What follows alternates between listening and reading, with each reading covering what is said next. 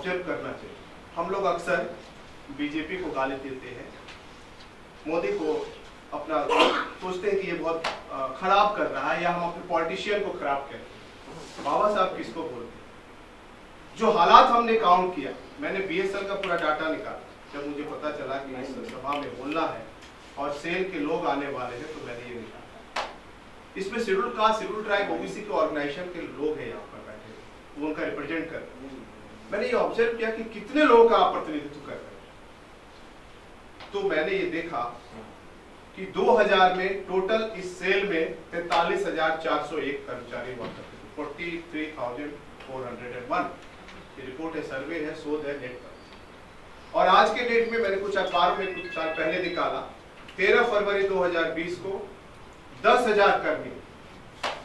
अगर हम exact figure की बात करें तो इसमें कर्मचारी 1924, अधिकारी 1924 और कर्मी 9,853 बचे हुए। 43,000 कर्मी, यानी 40,000 अगर हम राउंड फिगर में लेते हैं तो आज के डेट में हम 10,000 में कितना घटा?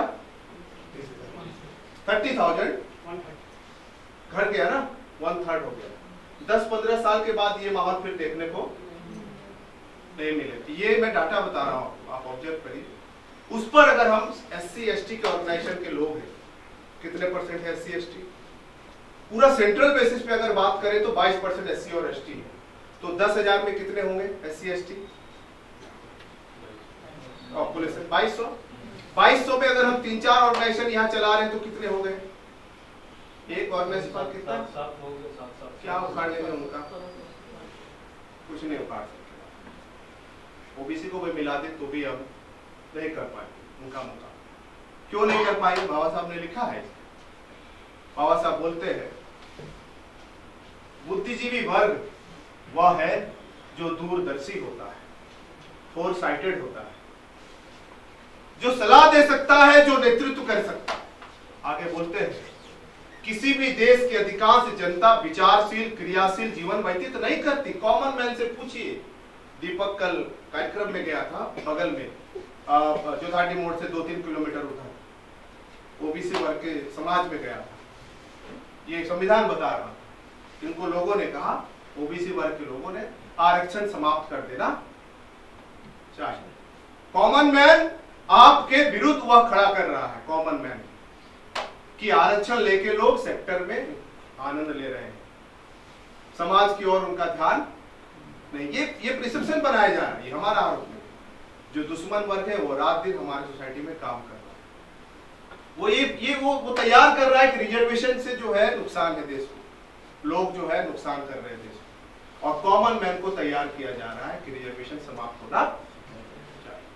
कल की बात, इसलिए हमने लगाया है कि इसको किस पैमाने पर हमको देखना चाहिए।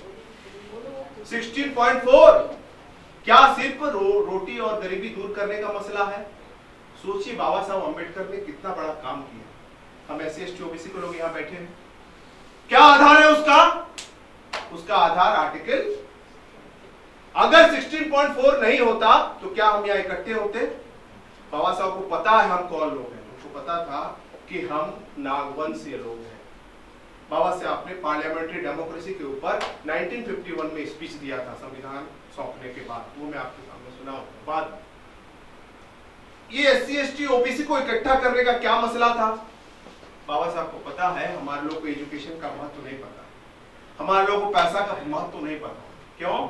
क्योंकि जिस चीज से आपको हजारों सालों से दूर रखा गया है उसका आपको इंपॉर्टेंस पता नहीं होता।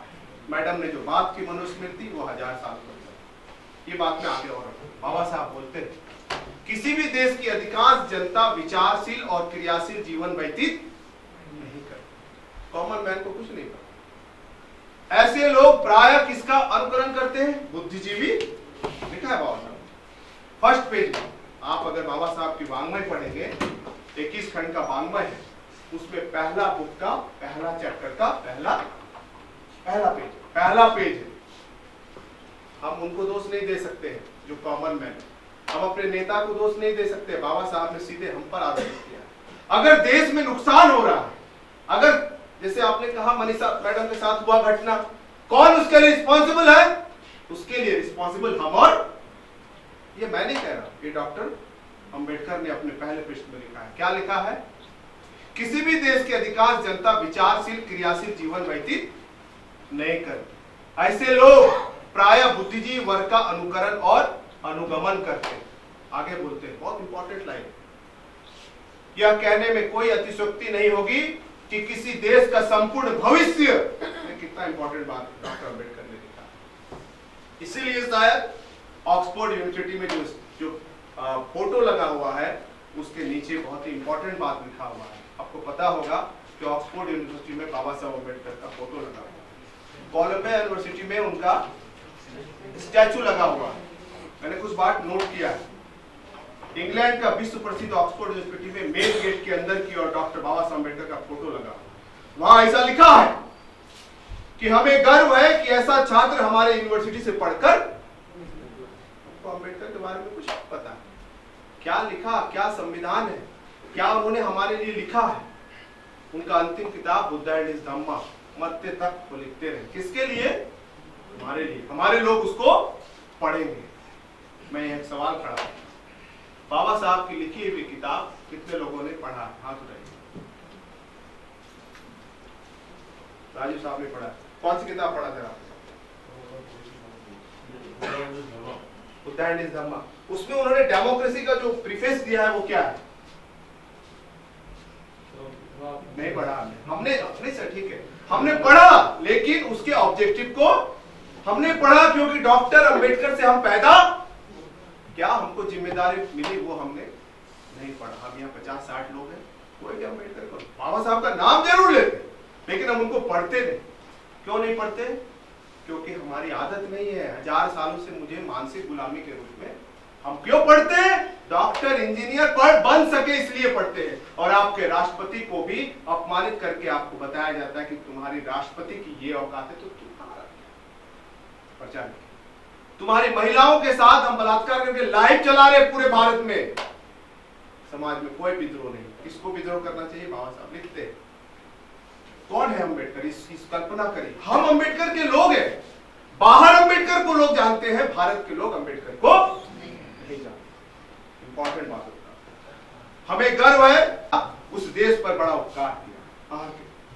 कोलंबिया यूनिवर्सिटी को 300 साल पूरे हुए। उस उपलक्ष्य में 300 साल पूरे हुए तो सबसे मेधावी छात्र कौन है उसका सर्वे हुआ।